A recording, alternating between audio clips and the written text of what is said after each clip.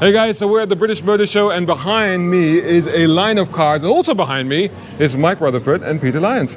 And what are we doing here? What are these cars here for? Best cars of the year.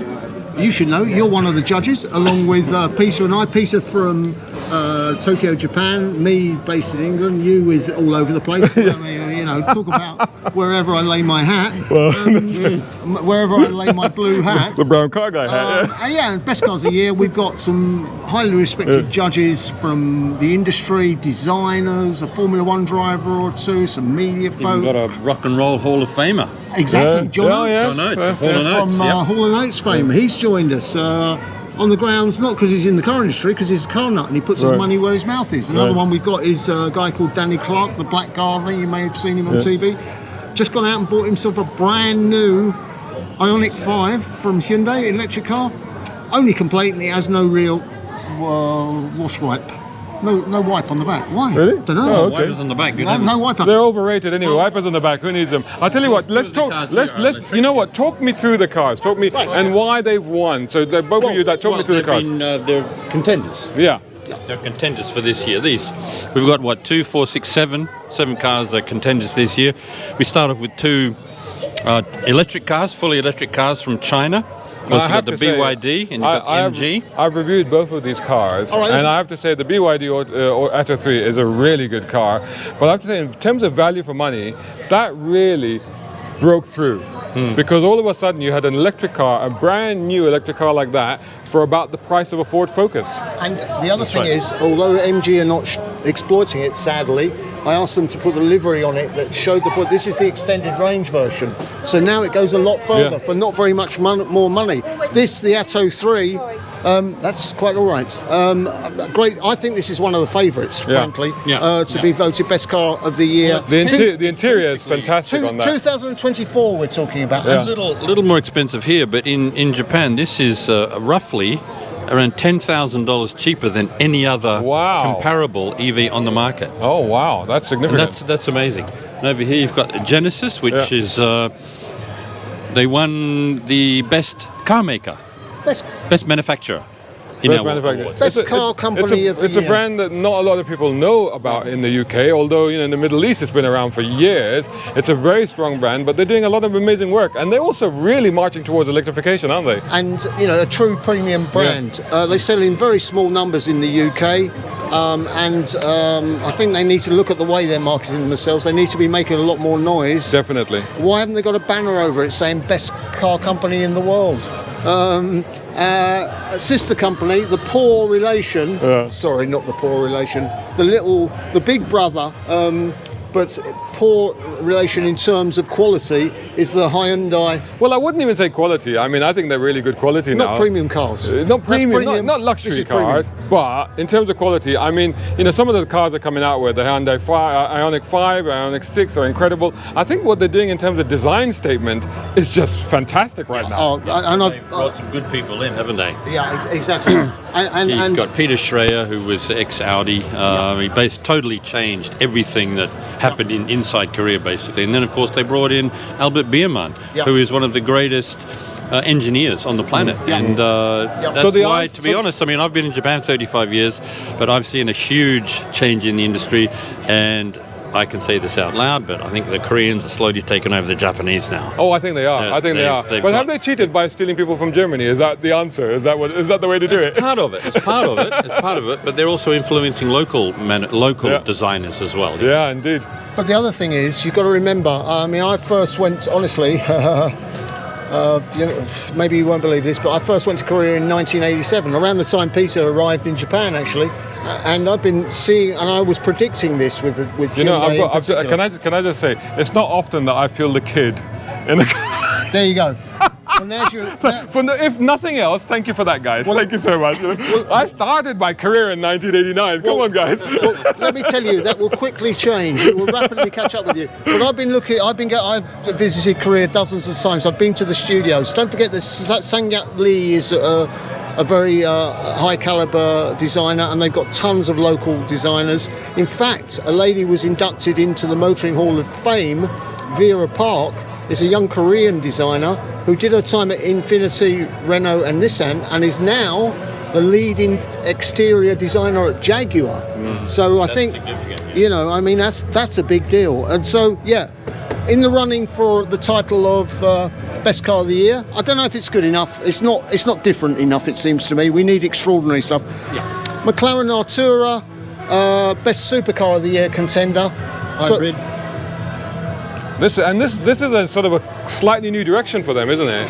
Yes, well, it's a totally different car for McLaren. It's the first real hybrid they've done, and it's supposed a to great be a car. real world thing, isn't Yes, it? This is a car that's supposed to be practical, that you can actually use every day. That's right, exactly. And I understand they're using Lando Norris, their Formula One star, to have an increasing role in their road cars, just as Ayrton Senna did with Honda, of course, in the late 1980s. And talking of Honda, Speaking of Honda, well said. Well, talk about a segue. You must be a journalist. You must have done television before. Well led in there. This is the Honda ENY1. Yes, this is the first time I've actually seen it. The second EV from Honda ever. They brought out the E a couple of years ago, which is a very tiny car, not very practical, quite expensive. Range is not as good as it could have been. This has better range, it's more practical, it seats 5, and it's reasonably priced. So this is quite a good contender. Is this Honda's own technology now, or is this built on somebody else's platform? Well, Honda's been working with GM for a long time in terms of EVs and, of course, hydrogen fuel cells. But no stranger, of course, to EVs. They've been and self-drive technology, autonomous cars. They've been doing it for decades. Again, we can go back to the 80s, early 90s for that. And I think Honda's. It dropped to a bit of a low. I think it seems to me they're on their way back. I get that feeling, and Peter would know more about it than me. I'm still a little worried. We spoke about it yesterday, I think, but was still a little worried about Japan because, as I said, it's only the second EV that Honda's made. It's only the first real world EV because the Honda E meant nothing to the market. Nobody. It's in there, yes, but nobody really wanted it. It's too expensive. It's a real shame because and same with Toyota, same with Honda, same with Subaru, same with Lexus. They've all only launched their first ever EVs. And isn't it weird because they're late led to the market? Well, isn't it weird because the reason I'm saying that is they led the world when it came to hybrids. Well, 1997 was when the first mass-produced hybrid came out. The Toyota Prius changed everything. Now every manufacturer on the planet makes a hybrid. And Pete, if you think, don't feel too sorry about that. Don't cry into your beer too much because we have a company called Land Rover that still doesn't do an electric car. And considering they cost 200 grand, down to about 40, 50-ish for that little Evoque thing, and they call themselves a luxury car company. I mean, why? How? Why is that not happening? Probably the most important thing, Shazad, on the Best Cars of the Year stand, with all due respect to the metal, if we can get a graphic of that, because it tells people by going to bestcarsoftheyear.com that they can vote for these cars as their cars.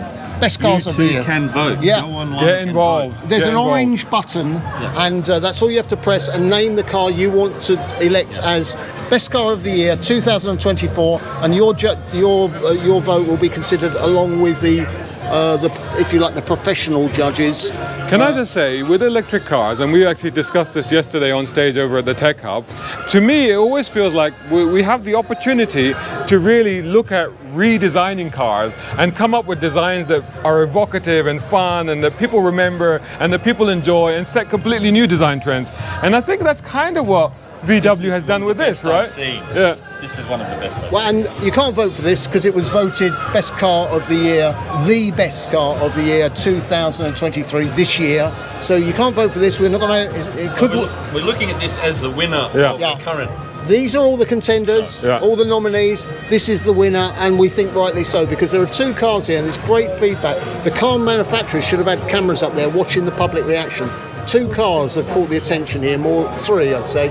BYD in third place, And I'd say joint first, the McLaren obviously, but this, a lot of people interested in this. You can see fingerprints all over that. I mean, look at that. well, come on, give the guy a break. We saw him cleaning in the background. I mean, he's working hard, poor guy. Come on. But this interesting demographic, lots of mums, lots of dads, lots of little girls, lots of little boys. This is the car that... You know, I reviewed this recently, and everybody, like you said, lots of great feedback. The only problem with everybody, what they're saying is it's expensive. Yes. Yeah. That's the only thing. £60,000, and it is a lot of money. But I would say, look at the longevity of this vehicle.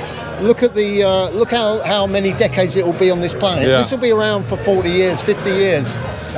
It might need a new battery pack in that time, but it will be around for a long time. So look at that in relation to the 60 grand asking price. On that basis, it's only a few 2 or 3 grand a year. But the reality is the design is fantastic. I think it's very evocative. It's very cool. It's very funky. I wish the VW graphic was a bit bigger on the front. Don't you think so? No, I don't. We have seen new takes on the Beetle. We've seen a new take on the Mini.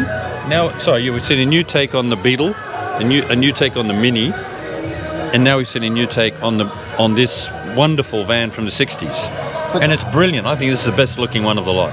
And the difference is, a Beetle purist, I speak as somebody who's still got a 1978 Beetle Carman Gear convertible. I didn't like the new Beetle. I speak as somebody who's still got a 1969 VW bus hidden at the end of my garden behind the hedge where my missus can't see it because she thinks I've got rid of it. Some people notice the combi. Yeah, exactly. Globally, the combi or the bully bus, I think they call it in Germany. Whereas this, I think, is a very credible contender and a natural successor and the spiritual successor. So if you like the old one, you'll like this one. Question is, have you got circa £60,000? Yeah, exactly. Awesome. I mean, for me, this is one of the best looking EVs I've ever seen. So that's the winner. These are the contenders. That's the winner for last year. This is where you need to go. Was it Brown? The bestcaroftheyear.com is where you need to go. And we left one last important thing out go on. as well. This is the winner. These are the contenders, and that is Mrs. Mia Lyon sitting in the corner. I shouldn't do that. I shouldn't do that. We're all stars. They're all stars. Absolutely. Okay. Thanks so much, guys. Thank you. Brilliant. Awesome. All right. Cool. Great stuff. Bye. Brown car guy. Hope you enjoyed that video. If you did, please hit the like button and share this video as well if you can. And while you're at it, check out these guys who also sponsor my content. I am deeply grateful to them because it helps me to buy new equipment, put fuel in the cars, and yes, buy a cup of coffee. You can do the same. Just go here or right here on YouTube. Just hit these 3 little dots down here and click on thanks. Make sure you're signed in first. My content is free, but this is how you can help me keep it that way. I may even send you a gift. Oh, by the way, watch this next.